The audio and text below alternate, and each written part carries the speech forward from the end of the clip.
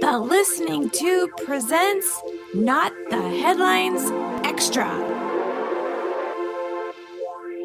I'm Bob Woodley from The Listening Tube. A lot of people, more of us than should, rely on quick headlines that flash on our social media apps to keep up with some of what's going on in the world. Some of us might read a few paragraphs in if it's something interesting or written in a way that keeps you reading in order to find the answer to the question the headline posed, only to find out there is no answer in the story. Either way, we don't learn very much, but we think we did because something or someone else just summarized it for us. A quick example that you may have seen recently concerns monthly job numbers. Last month, U.S. jobs added fell short of expectations, and the media was quick to declare that the president's economic policies were failing. Then this month, job creation nearly doubled expectations, and I saw a headline that said, "Here's why skyrocketing job numbers are bad." So it's bad if they fall short, and it's bad if they do great. Some people just aren't happy unless they're miserable. And they take it upon themselves to make sure you're miserable too.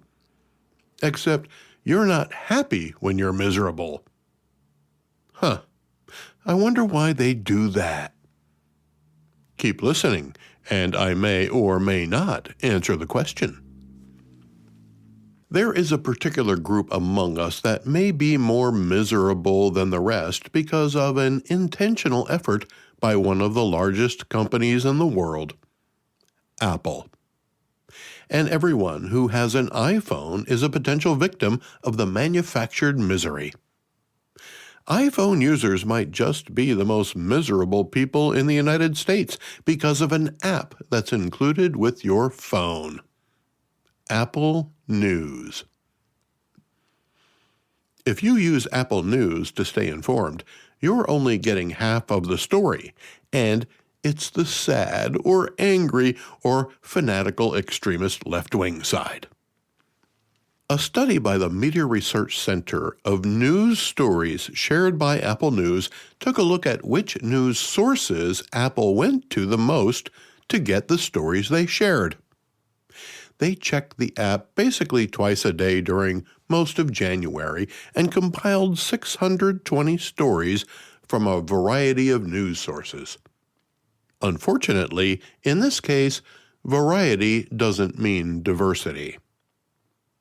Of the 620 stories, none came from news sources one might consider right or right-leaning. 54 came from the Wall Street Journal, which some might consider slightly right, but most consider neutral.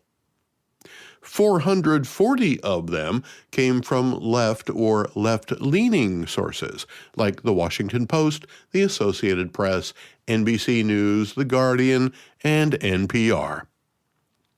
Now, you might be thinking, but Bob, that's just the algorithms giving the user what they want. And normally, you would be correct. But that's not how Apple News does it, according to the iPhone User's Guide. Apple has human editors who decide what stories to share with Apple News users. An Apple spokesperson said the app provides access to thousands of publications, including Fox News, The Washington Examiner, The New York Post, among others, and users can customize their feed by following or blocking specific sources or even topics. The Media Research Center's president claims Apple's right-wing options are almost non-existent. For the record, the Media Research Center seems to be right-leaning, but that doesn't change what Apple News does.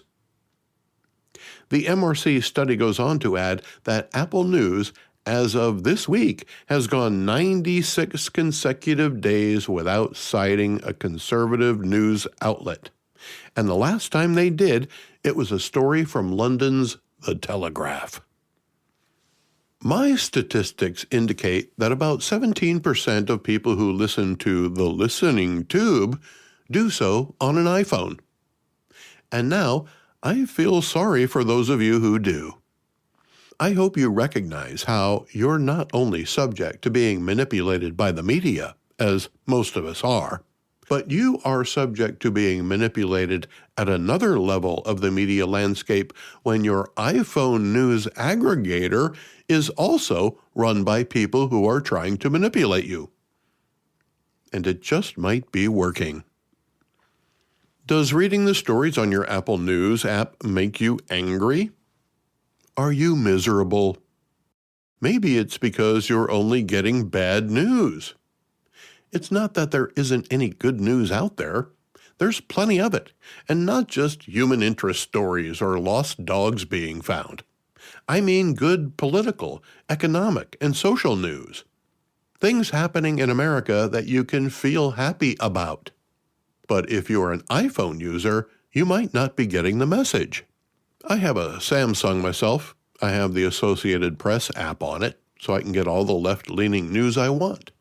I follow ABC News on Facebook, so I'm exposed to left-leaning news there, too. I also read CNN's Twitter feed for even more left-wing slant to the news. I don't have any app for any conservative news organizations at all.